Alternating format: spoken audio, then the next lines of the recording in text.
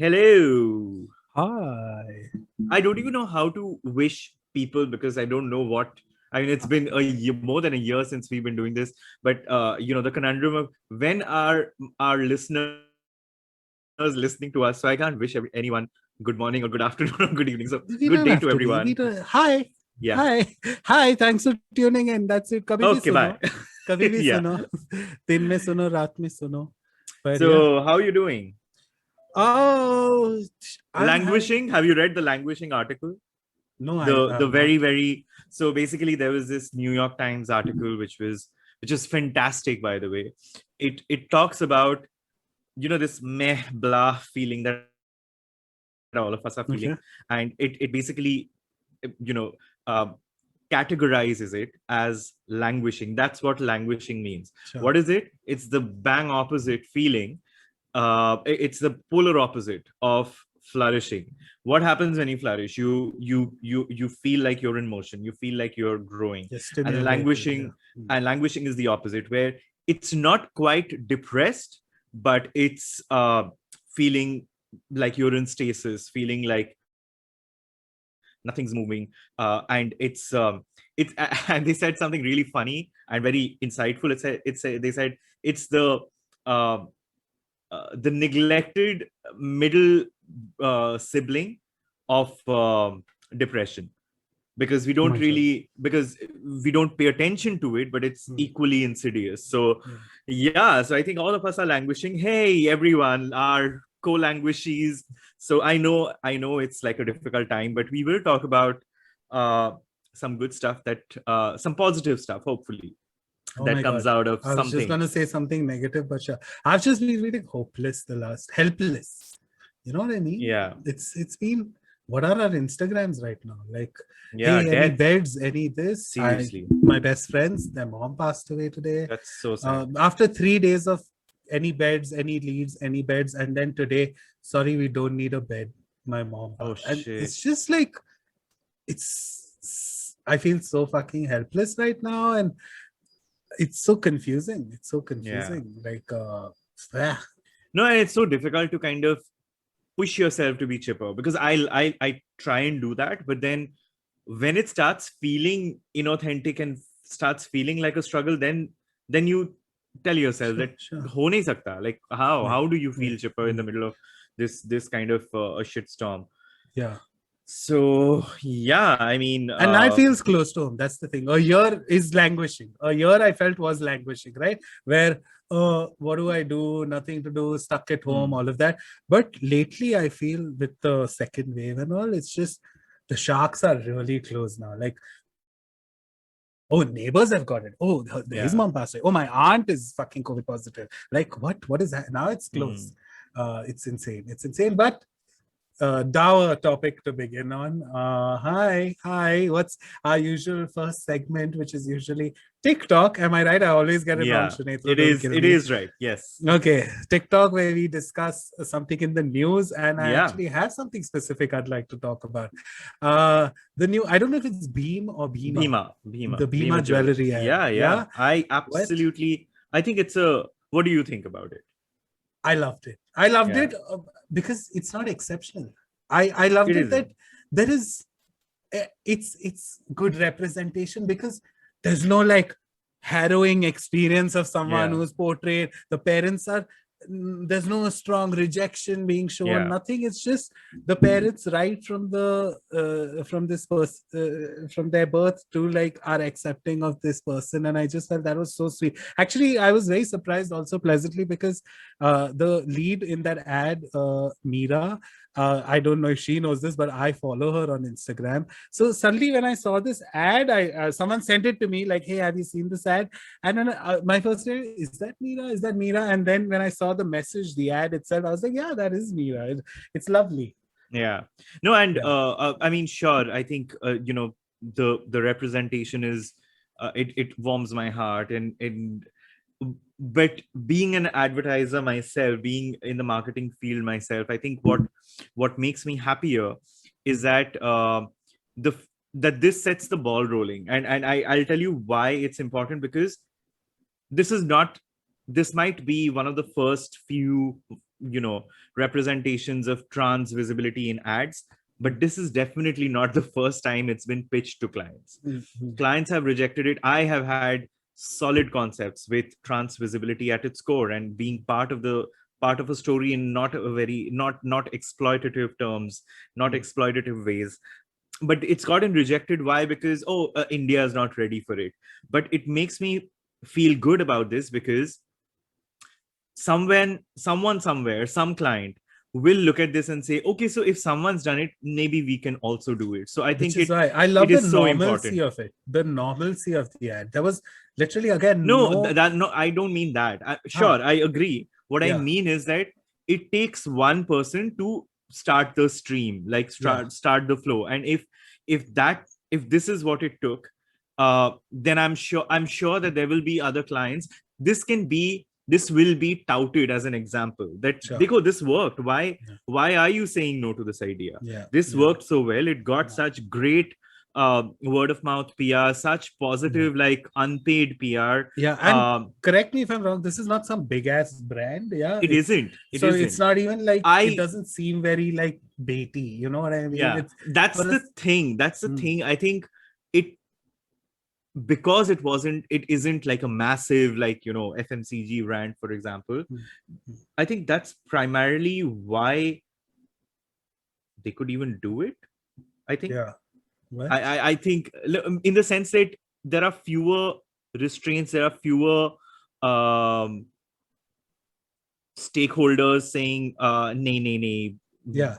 And I'm one of those people, even if the intentions are right? I see any brand do this, I'm like, yeah, you're obviously trying to be in, you're trying to be with the times, you're trying to be there. But I did not even feel that for a second with this ad. I just felt like it was just a very it was just a story. It was a story. It was a classic. What's the famous watch company? It was like a Tanish, very, not Tanish, but whatever, tugging at heart kind of music, and a very simple. Just there was no, like, again, I like that there was zero friction. There was just a sweet, simple happening. But yeah. So I mean, anyone and everyone who's been attached to the ad, I think kudos to them, and guys, go check it out. I think it's a beautiful ad. So that's our TikTok for the week. All right, so we are back, and what are we talking about today? How annoying WhatsApp notification sounds are on the laptop. Oh, my WhatsApp notifications are always silent. But on your laptop, there's always a you mute the tab. Yeah, obviously. I just can't function with that. I hate that sound now. Fuck. Hi. New week, new episode. We've done that. We already did that. I wanted to talk. I did not want to talk about, but a topic was suggested. I have to give a disclaimer. This topic gives me the sweats. This topic scares this topic scares the shit out of me. Okay, let's get to it. Future planning. No future planning. Oh yeah, future planning, but with like monies. Like, are you? I'm gonna get straight into it. Are you a sorted person, money wise? Like, by sorted, I mean, do you have investments?